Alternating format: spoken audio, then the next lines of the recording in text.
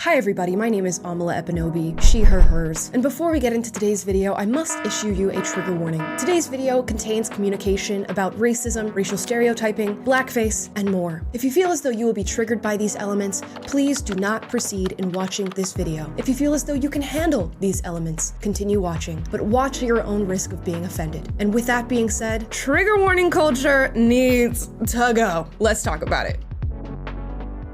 Yeah, you better. Yeah, you better. Guys, before we get into today's video, please give this video a like if you are in the same boat with me and thinking that trigger warning culture has gotten a little bit too out of control. I feel as though nowadays I am getting trigger warnings at every single turn. I see it on places like TikTok, social media platforms, it's in movies, in media. Many of you speak to getting trigger warnings in the classroom, and I have to ask myself whether or not we've gone too far with trigger warning culture and whether or not it actually helps us at all. And just in case you're unfamiliar with trigger warnings or you haven't been seeing them everywhere like I have, it's essentially a little bit of a disclaimer before you get into maybe a video, a piece of writing, reading a book, where it warns you of potentially distressing things that you will find within the piece of media that you're consuming. These trigger warnings will essentially tell you that there's something that could be possibly traumatic within this video or possibly offensive within a video, and that you should proceed at your own risk, just to let you know that it's there. And logically, I can understand why people do this. There are many people who have experienced traumatic events or they are offended by certain things, and they prefer to be warned before watching something that contains those triggers. But we have to ask ourselves whether or not this is right or reasonable. And as I said before, I am running into these trigger warnings more and more, and for sillier and sillier things. If you decide to maybe use your free time to say go and watch a classic Disney movie, you might get a trigger warning / disclaimer at the top of that movie. These are now being shown for films like Aladdin, The Aristocats, Dumbo, Lady and the Tramp, Peter Pan, so on and so forth. And this is essentially a trigger warning / disclaimer that Disney is putting out on their films to let you know that there's racial stereotyping. Let's read it. It says, this program includes negative depictions and or mistreatment of people or cultures. These stereotypes were wrong then and are wrong now. Rather than remove this content, we want to acknowledge its harmful impact, learn from it, and spark conversation to create a more inclusive future together. Disney is committed to creating stories with inspirational and aspirational themes that reflect the rich diversity of the human experience around the globe. To learn more about how stories have impacted society, visit this website. Now, in one way, this is Disney absolving themselves of responsibility when it comes to the stereotypes featured in this film so that they can continue to promote them to the audience, but it also functions as a warning that you could be offended by what you're about to see. And I have to say, if you are overwhelmingly offended by something like Aladdin or Peter Pan or the Aristocats, you gotta have a taste of the real world, because the real world is going to offend you so much more than something that you find in an old Disney cartoon. And it doesn't stop there. Let's say you want to watch an episode of Mad Men, which is a TV drama series following the scandalous lives of the 1960s ad men, featuring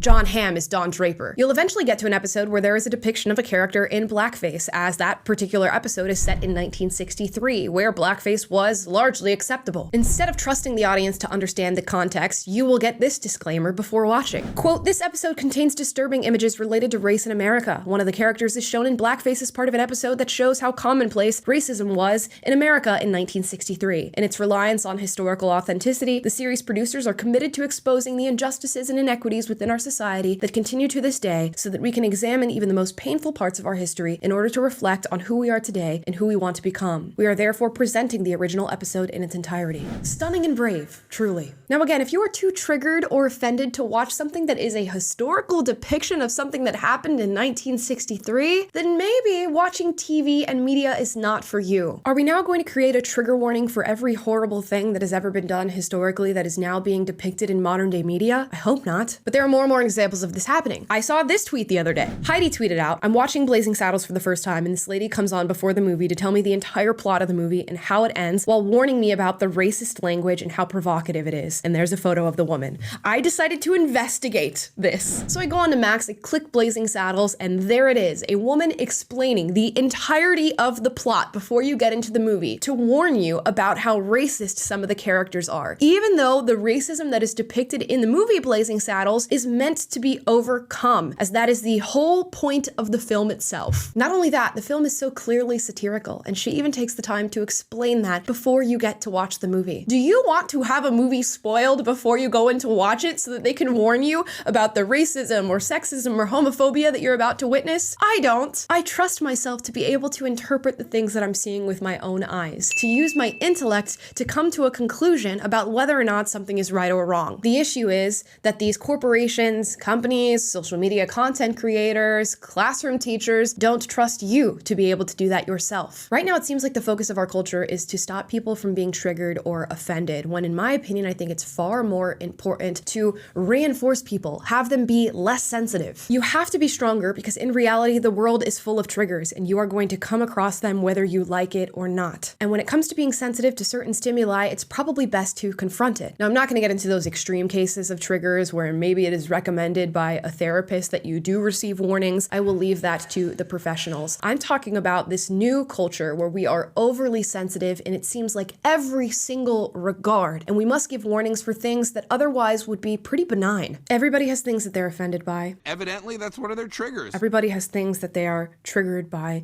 Imagine if we got warnings for each and every one of those things. We would be so inundated with these messages that we would never get the chance to consume actual media. Yet we've built a whole system of these warnings surrounding sort of woke left trigger points. And not only that, it seems as though there's a ton of evidence to suggest that these trigger warnings don't even achieve what they set out to. There was a meta-analysis done of a ton of studies that were surrounding trigger warnings, and the findings were interesting to say the least. Essentially, they found that there was no significant impact on the response that one would have to the distressing material they were about to confront, and there was no impact on the educational outcomes of those individuals either. In reality, many times these trigger warnings led to something called anticipatory anxiety, which essentially makes you anxious before you even consume the media that is deemed to be distressing. When you are told that something could possibly distress or trigger you, you're going to start feeling those feelings in anticipation of what you are about to experience. Your brain puts you on high alert because somebody has already issued you a warning. But what if you get to the distressing point in the movie or film and you find that you're not offended or triggered at all? All of that anxiety and anticipation will have been for nothing. You're essentially getting yourself riled up before you have even tested your own resilience. And if that is not a recipe for disaster, I don't know what is. So not only are these trigger warnings and disclaimers out of control, they're not actually doing anything to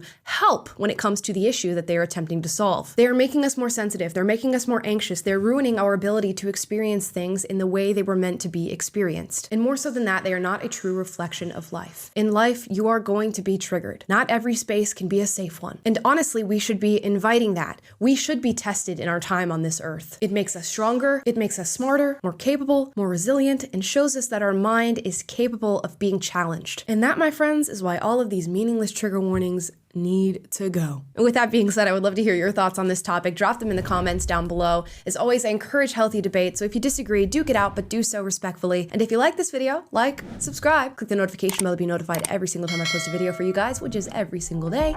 And I will see you next time. Hope I didn't trigger you. Yeah, you better. Yeah, you better.